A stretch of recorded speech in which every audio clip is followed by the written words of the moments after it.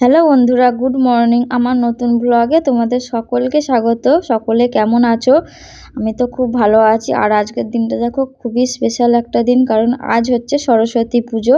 আর দেখো আমি খুব সকাল সকাল উঠে পড়েছি, একেবারে বাইরে কুয়াশা ভর্তি।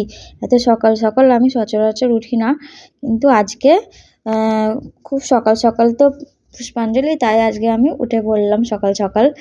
আর উঠেই আমি একটু বাড়ির একটু কাজ সেরে নিচ্ছি। এই যে আমার ঘরদোর একটুখানি মুছে নিচ্ছি দেখো, আর একটু বাকি আছে। আর ঠান্ডাটা তো একেবারেই চলে গেছে। যাই হোক, এ দেখো আমার মেয়ে কিন্তু এখনো ঘুমাচ্ছে। ওকে একটু পরে রাখবো, নাহলে এখন একটু ঘুমাচ্ছে, ঘুমাম আমি তখন আমি একটু কাজ ফাজ সেরে নিই। আর দেখো আমি সকালবেলায় হলুদ বেটে আমি আগেই হলুদ মেখে বসে আছি। আমার মেয়ে ঘুম থেকে উঠলে তখন তাকে মাখাবো। আর দেখো এইদিকে আমি পুজোটাও সেরে নিয়েছি সকাল সকাল, ফল কেটে। তারপরে শাক ফাক ভাজিয়ে আমি এখন গড় করে চলে যাব আমার মেয়েকে ডাকতে। আমার মেয়েকে আবার ঘুম থেকে তুলে স্নান করিয়ে, এই হলুদ মাখিয়ে স্নান করিয়ে তারপরে রেডি করব। আর দেখো রেডি করে দিয়ে আমি চলে এসেছি আমাদের এখানে সামনাসামনি একটা দোকানে, কারণ আমার মেয়ের স্কুলে পুজো কালকে হয়ে গিয়েছিল। আর স্কুলটাতে এমন মানে কি বলবো, আর যাই হোক, একটা সরস্বতী পুজোতে প্রসাদ দেওয়ার ভয়ে নিজেরা চুপি চুপি পুজো সেরে নিয়েছে কালকে, কাউকে কিছু বলে না। অথচ বলা হয়েছিল যে সোমবারে হবে। এটা আমার একটা বান্ধবী, এরই হাজব্যান্ডের দোকানে পুজোটা হচ্ছে। আমাকে কালকে বলেছিল যে এখানে সোমবারে পুজো হবে, আর আমি তাই বলে রেখেছিলাম যে আমাকে তাহলে ফোন করে দেবে।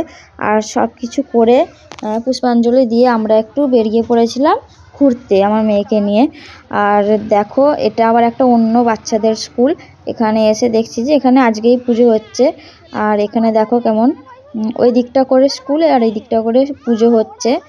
সবাই পুষ্পাঞ্জলি এখানে দিচ্ছে। আর ওদিকে আমাদের তো দোকানে পুষ্পাঞ্জলি দেওয়া হয়ে গেছে, তাই আর দেবো না। দেখো কত ছোট ছোট বাচ্চারা পুষ্পাঞ্জলি দিচ্ছে।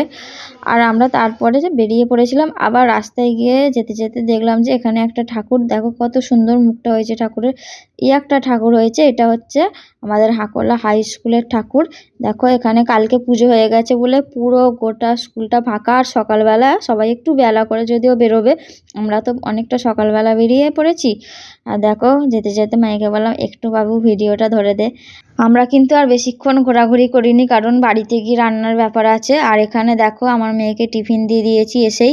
কালকের পরোটা ছিল, পরোটা আর আলুর দম খাচ্ছে। আর আমার শুধু ঘরটা গুছিয়ে গিয়েছিলাম, বিছানাপত্র কিচ্ছু গুছানো হয়নি, তাই আমি বিছানাপত্রটা একটু ভালো করে গুছিয়ে নিচ্ছি। বালিশগুলো যতবার রাখতেছি দেখো পড়ে যাচ্ছে খালি, ভালোভাবে ছোট জায়গা বলে ধরছে না। তবে আমি একটা কথা বলি, আজকের দিনে সরস্বতী পুজোর থেকে আমাদের সময়ে সরস্বতী পুজো অনেক ভালো ছিল, অনেক বেশি আনন্দ ছিল। এখন তো বাইরে বেরিয়ে দেখলাম তেমন তো বাচ্চারা আনন্দই করছে না, সব ফোন নিয়ে ব্যস্ত। মানে খুব একটা বাচ্চা। আর আমার মেয়ে দেখো এখানে দুষ্টুমি করছে। আর আর এখানে দেখো বিছানাটা গুছাতে গুছাতে কম্বলটা দেখো আমাদের ছিঁড়ে গেছে, সেলাই করা হচ্ছে না, কম্বলের এই ধারটা ছিঁড়ে গেছে, সেলাইয়ের জন্য হচ্ছেই না। আমার মেয়েকে বলছি যে তুই ছিঁড়ে ফেলেছিস এই কম্বলটা এইভাবে, ও বলছে না না না আমি ছিঁড়িনি, কিন্তু আমি সেই তখন হইনি কম্বলটা ছিঁড়ে। আমার কিন্তু আরেকটু ঘোরবার ইচ্ছা ছিল মেয়েকে নিয়ে, কিন্তু রান্না বান্না করবার জন্য আবার চলে আসতে হলো। আমার বান্ধবীটাকে বলেছিলাম যদিও যে রান্না করে খেয়ে দিয়ে বেরোবো, কিন্তু আর ভালো লাগে না, বেরোনো হয় না। আমি সকলকে একটা কথাই বলবো, যত ঘোরবার আনন্দ করবার বিয়ের আগে করে নাও, কারণ বিয়ের পরে আনন্দ করবার ইচ্ছা থাকলেও ইচ্ছাটা পূরণ হয় না, ইচ্ছাটাকে মেরে ফেলতে হয়। আমরা ছোটবেলায় কত ঘুরেছি, ঘুরে টুরে সরস্বতী পুজোয় ঘুরে একেবারে বিকেলবেলা বাড়ি এসে মায়ের হাতের গরম গরম খিচুড়ি, কুলের চাটনি, ভাজাভুজি খেয়েছি, কিন্তু এখন সেইটা তো আর হবে না। এখন আগে আমাকে ভাবতে হবে, আমাকে ঘরে গিয়ে রান্না করতে হবে, সবাইকে খেতে দিতে হবে। তোমাদের সঙ্গে গল্প করতে করতে দেখো আমি আমার বিছানা গুছানো কমপ্লিট করে ফেলছি। আর তার মধ্যে আমার শাশুড়ি মা এসে একবার আমায় বলে গেল যে কি রান্না হবে। আমি বললাম আজকে তো সরস্বতী পুজো, আজকে একটু খিচুড়ি করা হোক। আমার বড় বলে দিয়েছে যে খিচুড়ি করতে আজকে। আর আজকে হবে খিচুড়ি, বেগুন ভাজা আর কুলের চাটনি। আর আমার ছোটো ননদের বাড়ি থেকে গোটা রান্না দিয়ে গেছে, সেই গোটা রান্না পড়ে আছে এখনও, কারণ খিচুড়ি দিয়ে বেশ লাগবে। তাই শাশুড়িকে বলে দিলাম। আমার শাশুড়ি কেটে কুটে সব রেখেই দিয়েছিল আনাজ। আর আমি এসে কিছু কাটা বাকি ছিল, সেগুলো আমি কেটে নিয়ে কুলের চাটনি বসিয়ে দিলাম। এতে আছে কুল, টমেটো আর খেজুর দিয়ে চাটনিটা করে নিচ্ছি প্রথমেই। তারপরে আমি খিচুড়ির দিকে যাব। এ দেখো আমি খিচুড়ির সব জোগাড়পত্র নিয়ে বসে পড়েছি, বেগুন ভাজা, ডাল ফাল নিয়ে। এবার এইসব ডাল ফাল ধুয়ে আমাকে খিচুড়ি বসাতে হবে।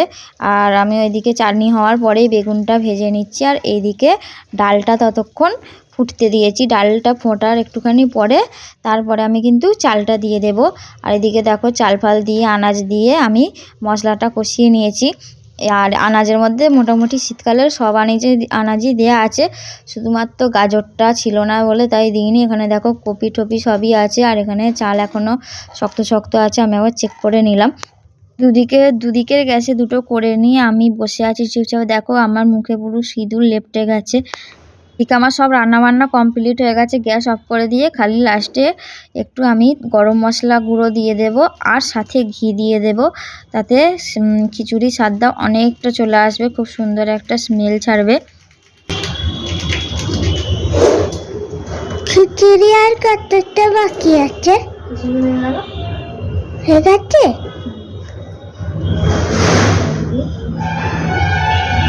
ঘি আনতে না।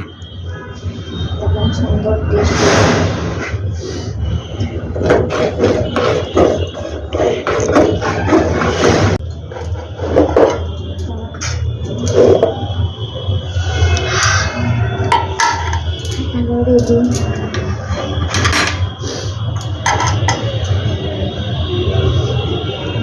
কিন্তু খিচুড়ি একেবারে রেডি হয়ে গেছে।